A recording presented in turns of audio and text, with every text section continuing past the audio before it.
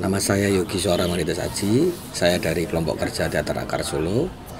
Dan kebetulan saya mendapatkan berkah untuk bisa menonton teman-teman teater Sandilara di H-1. Artinya memang itu mereka memang sudah siap pentas. Perkenalan dulu, nama saya Otong dari Teater Patlaton. Kalau dari saya pertama-tama itu penuh kejutan karena konsepnya yang di luar Nurul. Karena penonton itu dimasukkan ke dalam cerita. Itu kalau menurut saya. Dan hadir di peristiwa resepsi yang sebelumnya ketika ngobrol dengan sang penulis dan sutradara itu mau diberi tajuk Sandiloro Ndunut Mantu, sungguh unik bagaimana mengupas, membedah sebuah resepsi menjadi suatu peristiwa teater. Kembali mengingat-ingatan ketika saya hadir di sana, rasa-rasanya seperti masuk dalam sebuah musyawarah khas kampung begitu, bahwa kita menjalani teater kehidupan sehari-hari dan itu dengan jeli dibidik, di-capture oleh teman-teman Sandilara menjadi suatu peristiwa permenungan bersama. Di era hari ini bagaimana pelaku-pelaku teater sibuk untuk menuju ke sebuah teater yang kadang justru membuat jauh, membingungkan dengan bentuk-bentuk yang sulit dimengerti. Teman-teman Sandilara ini kembali ke akar mereka, kembali ke genetik mereka, bahwa mereka mengupas lalu membedah. Saya suka istilah dari Mas Mucus, kode-kode budaya begitu di relasi terdekat kita di kampung. Maka saya bercandaannya begitu, saya senang menyebut mereka ya itu sebuah bentuk teater kampung. Lalu apakah kampung itu lalu berbicara kampung itu sesuatu yang remeh? Justru tidak. Masuk ke kampung itu adalah sebuah ruang yang kompleks, tidak sederhana, tetapi kita bisa tertawa, bisa sedih, bisa mengucapkan sesuatu yang sifatnya kritik itu secara bersama-sama. Ibaratnya ada satu ungkapan-ungkapan bahwa yang ora serawung, ora bingung suwung. Lalu kalau di kampung masih di beberapa tempat Anda temui ngebut benjut. Itu sebuah ungkapan yang sebenarnya kompleks, layernya banyak. Dan bagaimana dari peristiwa kemarin, peristiwa itu menjadi dialektika bersama antara penonton dan pemain dan si penghadir peristiwa.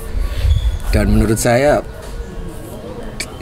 ini bisa menjadi satu, mungkin mengatakan ini tidak baru ya, tapi ya itu tadi sebuah definisi teater kampung ini menjadi bentuk atau ciri khas yang salah satu penemuan menarik. Saya sebut ini original khas Sandilara, bagaimana mengungkap sebuah peristiwa menjadi suatu peristiwa teater bersama-sama yang tidak rumit, tidak susah dimengerti, kompleksitasnya bisa terurai dengan baik, dan itu menjadi dialektika yang hidup di antara kami yang hadir, pemain maupun ruang pasca peristiwa itu sendiri.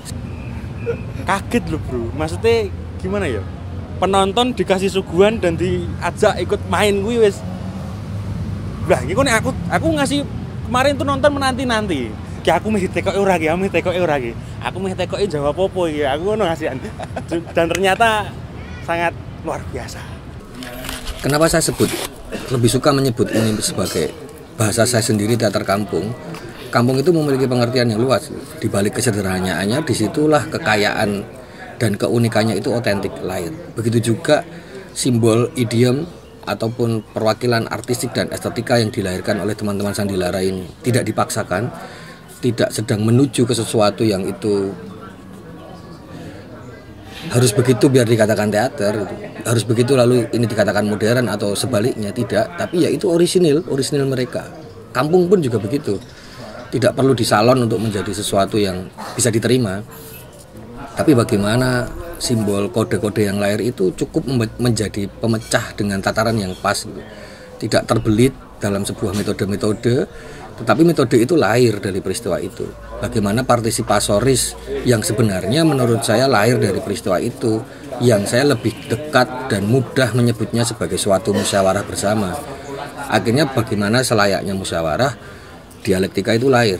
Walaupun kehadiran kita tidak melulu menjadi pendukung pertunjukan itu, tidak memiliki artikulasi yang merubah atau membentuk sebuah dramatik dalam peristiwa pertunjukan itu, tetapi itu cukup memberikan ruang permenungan gitu, bahwa saya terlibat dalam peristiwa itu, dan peristiwa itu dekat dalam kehidupan saya. Saya pikir itu yang sangat jeli dibidik oleh teman-teman Sandi Loro. Relate sekali dengan kehidupan yang kita jalani selama ini karena wong rabi iki mesti sodor-sodoran duit itu hal yang sangat sudah tidak tabu lagi. Jadi sing diangkat itu ceritanya relate sekali sama kehidupan. Dan pasti juga apa amin hari H sebelum nikah kuwi mesti enek permasalahan nih.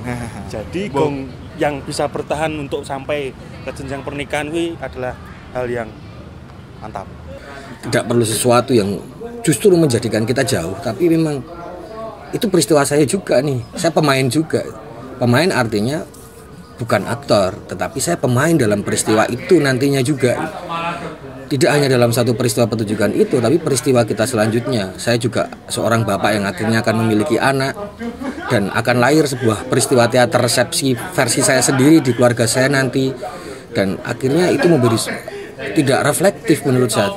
Tidak saya sebut reflektif, tetapi visioner. Akhirnya apapun pilihannya, teman-teman Sandi Loro tidak sedang mendudukkan posisi bahwa oh begini nih harusnya menyikapi pernikahan.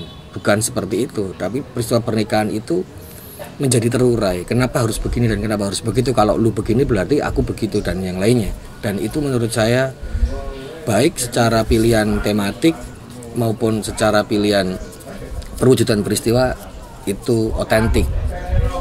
Tidak hanya menarik, tetapi otentik. Akan lebih asik kalau endingnya itu dibuat, kalau penonton diberikan pertanyaan atau bagaimana ini harusnya ada 2 ending mungkin Mas. Mungkin itu kalau menurut saya. Nanti jadi nikah atau tidak nikah itu. Menurut saya kayak gitu. Mungkin lebih asik mungkin. Tapi ya pemainnya ya mumet ya mungkin. Sekali lagi selamat buat Sandi Loro dan selamat buat teman saya sudah mengadakan sebuah resepsi yang sungguh ini mungkin satu-satunya di dunia. Selamat. Terus berkarya untuk Sandi Loro, sukses terus, berjaya dan berkembang.